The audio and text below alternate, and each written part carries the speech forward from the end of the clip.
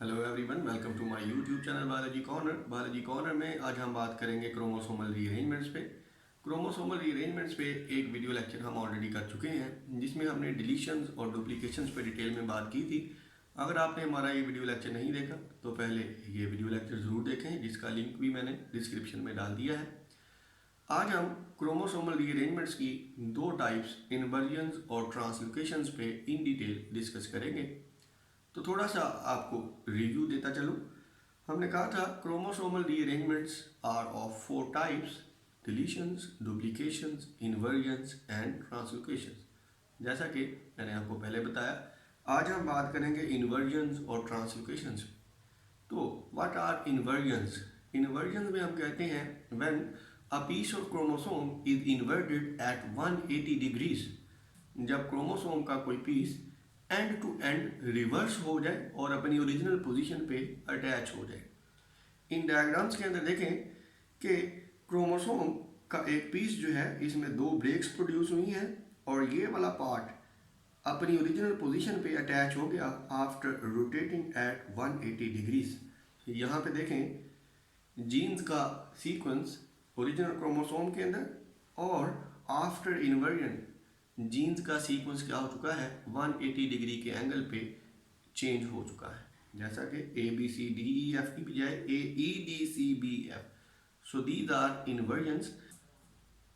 इस स्लाइड में देखें, जो इन्वर्जन्स हैं ये दो तरह की हो सकती हैं: पैरासेंट्रिक इन्वर्जन्स एंड पेरीसेंट्रिक इन्वर्जन्स। पैरासेंट्रिक इन्वर्जन्स के केस में सेंट्रोमियर इन्वॉल्व नहीं होता। सेंट्रोमियर जब इन्वॉल्व नहीं होगा तो रिजल्टेंट क्रोमोसोम में आर्म रेशो चेंज नहीं होती। जबकि पेरीसेंट्रिक इन्वर्जन्स के केस में centromere is involve, two breaks on each side of centromere is are produced and resultant chromosome has changed arm ratio. एक एक्रोसेंट्रिक क्रोमोसोम यहाँ पे एक मेटासेंट्रिक क्रोमोसोम में चेंज हो चुका है। तो दोनों इन्वर्जन्स की डिफरेंट इम्प्लीकेशंस हैं। अब हम देखेंगे कि इन्वर्जन हेटेरोजाइगोट्स के अंदर क्रोमोसोम्स की पेयरिंग कैसे पॉसिबल है। क्रोमोसोम की पेयरिंग उसी सूरत में होगी जब दोनों में से किसी एक क्रोमोसोम के अंदर एक इन्वर्जन लूप प्रोड्यूस होती है। इस इन्वर्जन लूप का मकसद असल में लोकस टू लोकस पेयरिंग को पॉसिबल बनाना होता है। अब ड्यूरिंग गैमीट फॉर्मेशन अगर तो इन्वर्जन हेटेरोजाइगोट्स के अंदर इस इन्वॉल्व पेयर ऑफ क्रोमोसोम में क्रॉसिंग ओवर ना हो तो दो तरह के गैमीट्स प्रोड्यूस होंगे: gametes containing normal copy of chromosome, chromosomes with normal order of genes, and two gametes will receive this copy of chromosome shown in orange which contain an inverted order of genes। लेकिन अगर तो crossing over हो जाती है तो दो possibilities हैं। Crossing over with in paracentric इन्वर्जन्स produces two types of abnormal malfunctioned chromosomes: dicentric and acentric chromosomes। Dicentric chromosomes में क्या होता है, टू सेंट्रोमियर्स आर प्रेजेंट, जबकि एसेंट्रिक क्रोमोसोम में कोई सेंट्रोमियर प्रेजेंट नहीं होता। अब जैसा कि यहाँ पे देखें इस डायग्राम के अंदर, अगर क्रॉसिंग ओवर होती है in case of paracentric chromosome तो रिजल्टिंग फोर गैमीट्स जो हैं उनमें क्या पॉसिबिलिटी है। ये जो दो गैमीट्स हैं, फर्ज करें क्रॉसिंग ओवर हुई है बिटवीन क्रोमेटिड नंबर 2 एंड 4, तो दो गैमीट्स जिनमें क्रोमेटिड 1 एंड 3 रिसीव हुए हैं, इनके अंदर non crossed over product chromosome की प्रेजेंट है, जिनमें से एक क्रोमोसोम के ऊपर normal order of genes present है, जबकि दूसरे क्रोमोसोम पे इस यहाँ पे देखें नंबर 3 पे इन्वर्टेड ऑर्डर में जीन्स प्रेजेंट है। बट ये दो क्रोमोसोम्स जो कि हमने यहाँ पे हाईलाइट किए हैं, इनमें देखें क्रोमोसोम नंबर 2, इसके अंदर दो सेंट्रोमियर्स प्रेजेंट हैं, इट इज अ डाइसेंट्रिक क्रोमोसोम, और ये प्रोडक्ट है किसकी, क्रॉसिंग ओवर की। और सिंप्लीफाई करने के लिए यहाँ पे हम बात कर रहे हैं अ सिंगल क्रॉस ओवर। इसी तरह नंबर 4 में देखें एक ऐसा क्रोमोसोम प्रेजेंट है जिसके ऊपर कोई सेंट्रोमियर प्रेजेंट नहीं।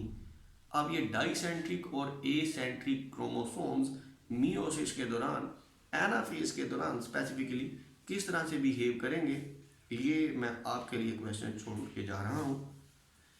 आप देखें, crossing over in pericentric inversion will also produce abnormal chromosomes, लेकिन इसकी इम्प्लीकेशंस पैरासेंट्रिक इन्वर्जन से कम डिलीटरियस हैं।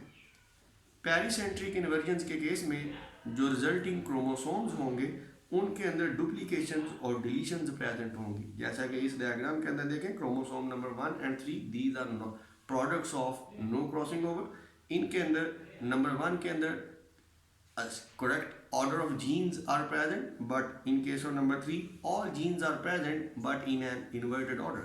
जबकि 2 और 4 के अंदर देखें, आपको 2 के केस में deletions and duplications are present simultaneously। gene A is present 2 times in chromosome number 2 but gene E and F are missing। इसी तरह से क्रोमोसोम नंबर जो लास्ट क्रोमोसोम है इसके अंदर भी देखें deletions and duplications are present simultaneously। तो पेरीसेंट्रिक इन्वर्जन जो है इसके भी ख़तरनाक नताइज प्रोड्यूस होते हैं। अब हम बात करेंगे इन्वर्जन की इम्प्लीकेशंस पे। इन्वर्जन का सबसे पहला जो इफेक्ट है जीन्स के फंक्शन के ऊपर। जीन्स जब किसी नई लोकेशन पे जाके अटैच होंगी तो इससे हम कहते हैं पोजीशन इफेक्ट प्रोड्यूस हो सकता है। What is position effect? For example, जिस नई लोकेशन पे क्रोमोसोम का कोई पीस जाकर अटैच हुआ है वहाँ पे उस जीन का हो सकता है प्रमोटर प्रेजेंट ना हो, या फिर हो सकता है पहले से ज़्यादा एक्टिव प्रमोटर प्रेजेंट हो, तो rate of gene expression change हो सकता है। Rate of gene expression increase भी हो सकता है और डिक्रीज भी हो सकता है। इसे हम कहते हैं पोजीशन इफेक्ट। इसी तरह इन्वर्जेंस जो है ये एवोल्यूशन में भी रोल प्ले करती है। जैसा कि आपने अभी अभी यहाँ पे बात की कि अगर तो इन्वर्जेंस के केस में क्रॉसिंग ओवर हो जाए तो जो क्रॉस ओवर प्रोडक्ट्स हैं वो chromosomes which are produced as a result of crossing over, वो क्रोमोसोम्स इतने मेल फंक्शनड हैं कि जिस गैमीट में ये क्रोमोसोम्स जाएंगे these gametes will not behave normally. या तो वो फर्टिलाइज ही नहीं हो पाएंगे, या फिर अगर फर्टिलाइज होते भी हैं तो रिजल्टिंग इंडिविजुअल अर्ली स्टेजेस पे ही सर्वाइव नहीं कर पाएगा। तो इसका मतलब क्या हुआ? These crossed over products can not be recovered in a population. इससे होगा क्या कि जो नॉन क्रॉस्ड ओवर जो पेरेंटल कॉम्बिनेशंस हैं they will prevail in a population. इसलिए जो एवोल्यूशनरी सिग्निफिकेंस है इन्वर्जन की, इसमें कोई एक स्पेसिफिक सीक्वेंस, कोई एक स्पेसिफिक सेट ऑफ जीन्स एक पॉपुलेशन के अंदर क्या होता है, जनरेशन आफ्टर जनरेशन ट्रांसफर होगा एंड इट विल प्रिवेल। जैसा कि यहाँ पे देखें, if a set of alleles A, B, C, D, E, F is more adaptive, effective gamete will contain this favorable set of genes undisrupted by crossing over। क्योंकि crossed over products जो हैं वो gametes की viability को बुरी तरह मुतासर करती हैं, इसलिए नॉन क्रॉस्ड ओवर सीक्वेंस ही generation to generation pass on होता रहेगा। बात करते हैं ट्रांसलोकेशंस की। ट्रांसलोकेशन हमने कहा कि दो नॉन होमोलोगस क्रोमोसोम्स के दरमियान होने वाली एक्सचेंज है। अब जो ट्रांसलोकेशन है it can be of 2 types, reciprocal two way exchange and non reciprocal is a one way exchange. Reciprocal translocation में क्या होता है, दो नॉन होमोलोगस क्रोमोसोम्स आपस में सेगमेंट्स, इक्वल और अनइक्वल सेगमेंट्स एक्सचेंज करते हैं। It is a two way exchange. जैसा कि इस डायग्राम के अंदर देखें, जीन के और gene D are exchange between these 2 chromosomes. जबकि नॉन रेसिप्रोकल ट्रांसलोकेशन में one chromosome receives a segment from the other but the second chromosomes receive no segment from the first chromosome, so it is a one way exchange. अब translocation की consequences क्या हो सकती हैं? It may produce position effect just like inversion. जब एक gene एक नई पोजीशन पे जाके जीनोम के अंदर अटैच होगी तो उससे उसका एक्सप्रेशन रेट डिस्टर्ब हो सकता है, इंक्रीज या डिक्रीज हो सकता है। इसके अलावा इट क्रिएट्स न्यू लिंकेज, नए लिंकेज ग्रुप्स प्रोड्यूस होते हैं। जैसा कि जीन के जो है after this inversion is now linked with gene A, B and C, जबकि पहले जीन के एम, एन और ओ के साथ लिंक थी, तो नए लिंकेज ग्रुप्स प्रोड्यूस होते हैं। लेकिन आपके लिए क्वेश्चन कि जो ट्रांसलोकेशन है ये आमतौर पर इंडिविजुअल की वायबिलिटी पे, उसके सर्वाइवल रेट को अफेक्ट नहीं करती। क्यों? Yes, because number of genes are not affected, genome is still complete, so viability is usually not affected in case of translocations. अब हम बात करेंगे ट्रांसलोकेशन हेट्रोजाइगोट्स में साइनेप्सिस कैसे होती है और गैमीट प्रोडक्शन जो है उसके सक्सेसफुल गैमीट प्रोडक्शन के कितने चांसेस हैं।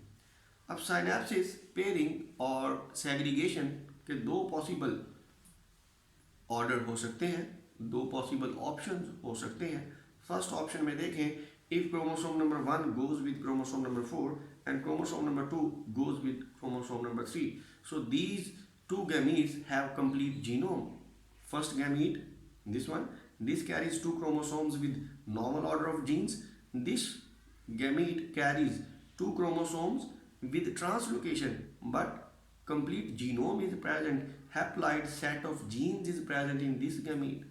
But if chromosome number 2 goes with 4 and 1 goes with 3, these two gametes are malfunctioned. They carry duplications and deletions. So, what does that mean? कि एक ट्रांसलोकेशन हेट्रोजाइगोट जो है वो इफेक्टिव गैमीट प्रोड्यूस कर सकता है। 50% of gametes would be effective. आखिर में हम बात करेंगे एक स्पेशल टाइप ऑफ ट्रांसलोकेशन पे, इसे हम कहते हैं रॉबर्टसोनियन ट्रांसलोकेशन। रॉबर्टसोनियन ट्रांसलोकेशन में क्या होता है कि समटाइम्स दो एक्रोसेंट्रिक क्रोमोसोम्स आपस में इस तरह से सेगमेंट्स एक्सचेंज करते हैं कि एक लार्ज मेटासेंट्रिक या सब मेटासेंट्रिक क्रोमोसोम प्रोड्यूस हो जाता है और उनके जो स्मॉलर सेगमेंट्स हैं they are usually lost. So this is Robertsonian translocation. इस पे हम नेक्स्ट वीडियो में डिटेल से बात करेंगे। Thank you.